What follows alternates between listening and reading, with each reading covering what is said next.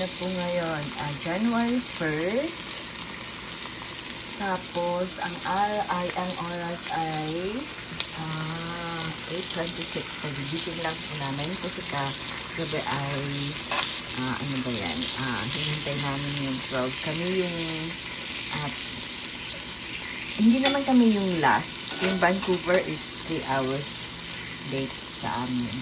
Ito, breakfast namin ay syempre ang ham.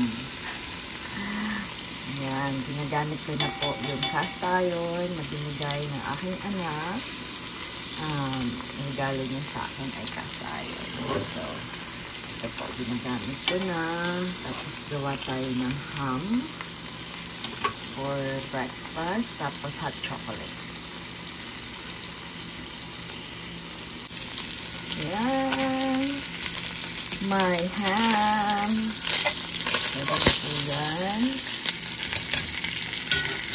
And then, my hot chocolate. Ayan, natapon pa nga.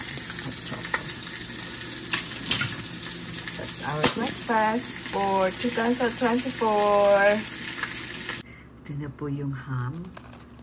In pandesal. Kasi nakabili kami ng pandesal. Happy New Year!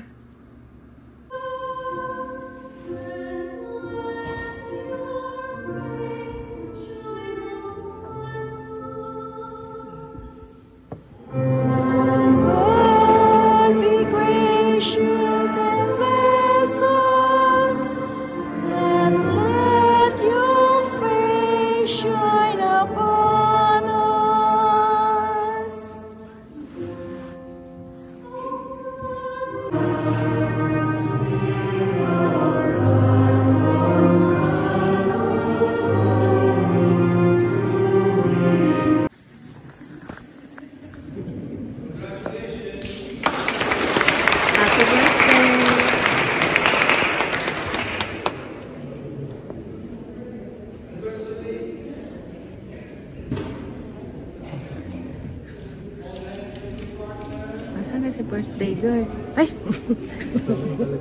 Busy talaga.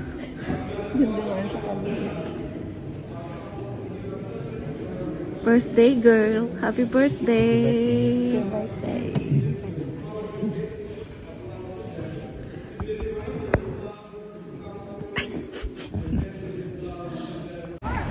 Katatapos lang po ng mass.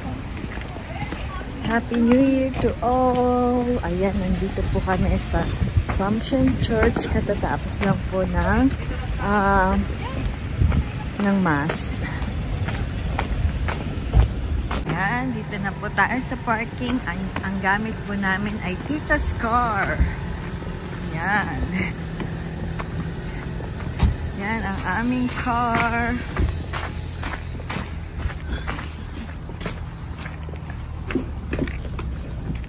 Ay, ayaw magpabukas. Timo. Oh, hindi niya alam. Kasi hindi mo pinipindot yung dalawa. Ako, dalawa na agad pindot ko eh. Para, ikaw isa lang. Saki. Para kapasok agad kami. Nasanay ka kasi sa, car mo. Palabasin mo, aba. Yung mga lumab. Ay, siya. Happy New Year! Ayan, kababalik lang namin from church. Wala, nandito lang ako sa aming bintana. Tingnan mo yung aking sili, oh. Buhay pa rin. Akala ko mamamatay na kasi. Ang dami pa rin, nakakatuwa. Dami pa rin bunga. Akala ko mamamatay na to kasi winter na, 'di ba, malamig. Pero hindi pa din. Yan. Ang dami pa rin bunga. Ayan, kakatuwa. Ayan. Ito, may bago na akong tinanim for susunod na. Akala ko mamamatay, hindi ko pa nga natatanim mo. Tapos yung lemon ko. Tapos ito na yung aking Christmas cactus na late. Ang dami pa rin buko.